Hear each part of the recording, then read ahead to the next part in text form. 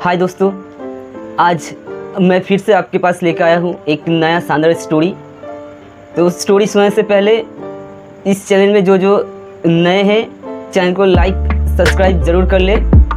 तो ज़्यादा वक्त ज़ाया ना करते हुए चलिए स्टोरी शुरू किया जाए। दोस्त, एक बार की बात है, कैलाश पर्वत में शिव जी के साथ माता पार्वती झगड़ा करने लगी कि माता पार्वती कैलाश पर्वत में आके शिव जी के साथ झगड़ा करने लगी और शिव जी को डांटने लगी। बोली कि भगवान आप ऐसा नाइंसाफ़ी कैसे कर सकते हैं। तो शिव जी समझ नहीं पाए, बोले मैंने क्या किया।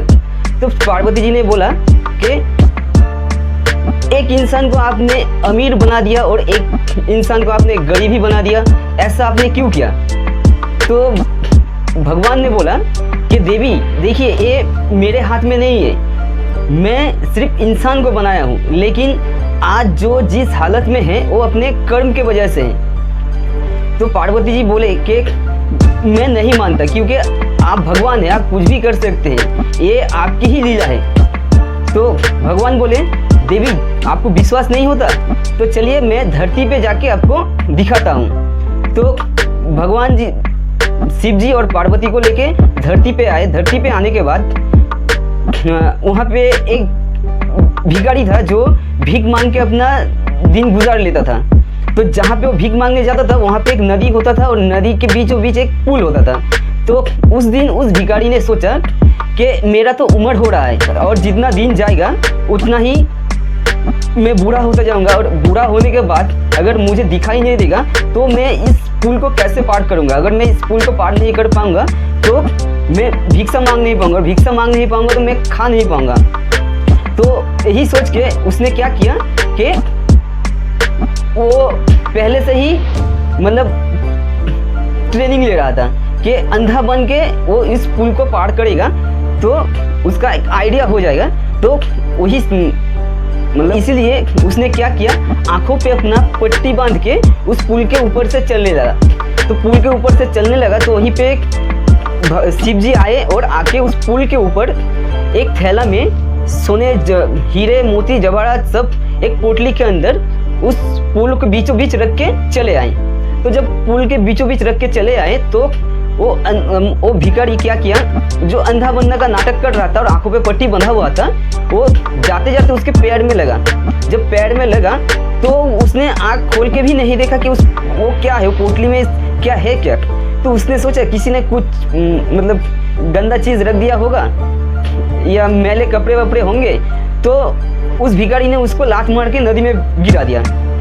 तो शिव जी ने कहा देखा देवी, मैं तो इसे चाहता था कि ये बड़ा आदमी बने, लेकिन ये देखो थोड़ा सा आँख खोल के देखता तो उसको ये हीरे मोती वाला जो मतलब पोटली था वो उसको मिल जाता।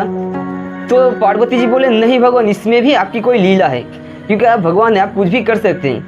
तो भगवान बोला कि आपको फिर भी विश्वास नहीं होता है तो चलिए किसी गरीब घर मतलब गरीब इंसान के पास।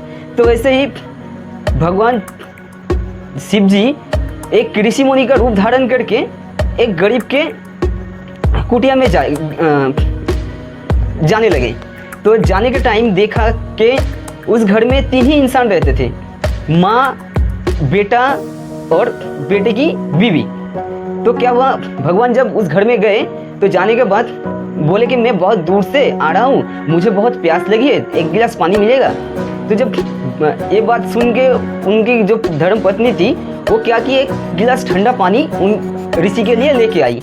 लेके आने के बाद जब ऋषि ने वो पानी पीने के बाद एक बात बोली कि मैं आपको एक वरदान देना चाहता हूँ, आप उसमें से मैंने एक वरदान में आप कुछ भी मांग सकते हैं। तो उन देवी ने क्या किया, उनके जो पतिदेव थे उनको बुलाया। तो बोला कि ऐसा ऐसा बात है। तो वो ऋषि मुनि बोल रहे थे कि एक वरदान देंगे तो क्या किया जाए। तो बेटा जो आए थे, बेटे की जो माँ थी वो अंधी थी और उनकी जो धर्म पत्नी थी उनको मतलब बच्चा नहीं हो रही थी और वो लोग बहुत गरीब भी थे।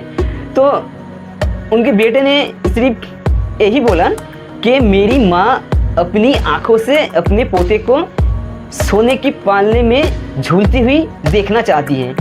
तो भगवान शिव जी बोले तथास्तु। तो ऐसे ही देखा जाए तो उसकी माँ जो अंधी थी वो देखने लगी, मतलब उनकी आंखों की रोशनी वापस आ गई। फिर उनकी जो बीवी की बच्चा नहीं हो रहा था तो उनकी बीवी की बच्चा भी हुआ। और जिनके घर में सोने की पालना हो उनके घर तो कोई कुटिया नहीं, कोई राजमहल ही होगा। तो ऐसे ही उनका लाइफ सुधर गया। फिर बोला कि देखिए, उनको जो वो भिखारी था उनको भी मौका मिला था, इनको भी मौका मिला था, लेकिन वो उस मौके को काम पे नहीं लगा, लेकिन ये अपना काम पे लगा लिया। तो भगवान पार्वती जी बोले कि यहाँ पे भी आपकी कोई लीला है भगवान, मुझे फिर भी विश्वास नहीं होता। तो भगवान बोले कि ठीक है, चलिए और एक गरीब इंसान के घर चलते हैं। तो क्या किए, और एक गरीब इंसान के घर में जाने लगे। तो उनके घर में सिर्फ 2 ही लोग थे, एक पति और एक पत्नी। और पति देव जो थे वो दारू पी के रोज उनकी जो धर्म पत्नी थी उनको पकड़ के पीटती थी। तो क्या हुआ, उसी तरह ऋषि मुनि का भेष बदल के जो गए और बोले कि मैं बहुत दूर से आया हूँ, क्या एक गिलास ठंडा पानी मिलेगा। तो उनकी जो धर्म पत्नी थी उन्होंने एक गिलास ठंडा पानी ला के दी और उनको कहा कि मैं आपको 3 वरदान दे सकता हूँ, इसमें से आप कुछ भी मांग सकते हैं। तो उनकी जो धर्म पत्नी है उन्होंने सोचा कि मेरी जो पतिदेव है वो दारू पी के आके मेरे बीवी मुझको बहुत पीटते हैं, तो एक काम कीजिए, मेरे पति को बंदर बना दीजिए।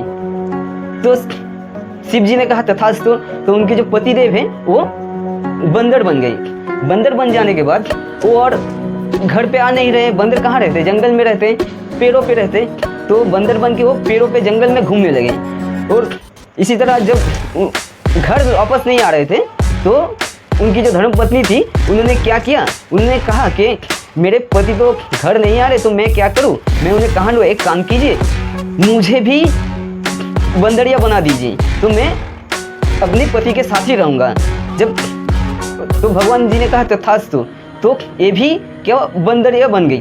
तो बंदरिया बन जाने के बाद दोनों अपना घर छोड़ के पेड़ों में मतलब रहने लगे।